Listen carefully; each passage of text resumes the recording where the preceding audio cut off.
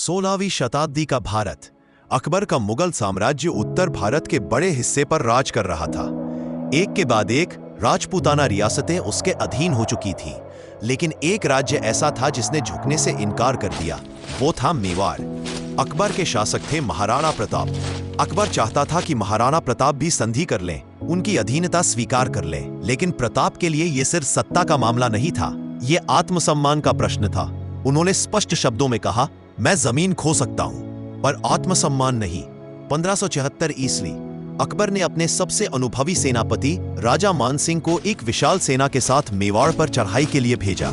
महाराणा प्रताप के पास केवल 20,000 सैनिक थे, जबकि मुगलों की सेना लगभग 80,000 थी। फिर भी प्रताप डरे नहीं। उन्होंने अरावली की पहाड़ियों के बीच एक संकरी घाटी का चयन किया, जिसकी मिट्टी हल्दी जैसी पीली थी, इसीलिए इसका नाम पड़ा हल्दी घाटी। यही तय हुआ इतिहास का सबसे वीर युद्ध। महाराणा प्रताप का वफादार साथी था उनका घोड़ा चेतक।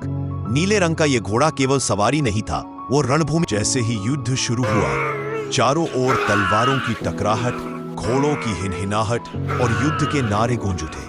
महाराणा प्रताप ने अपने विशाल भाले से मानसिंह के हाथी पर सीधा प्रहार किया। चेतक ने घायल होते हुए भी हाथी पर छलांग लगाई, पर अंत में चेतक गंभीर रूप से घायल हो गया और अपनी आखिरी सांस में भी अपने स्वामी को सुरक्षित स्थान तक पहुंचा दिया। युद्ध कई घंटों तक चला। खून से धरती लाल हो चुकी थी।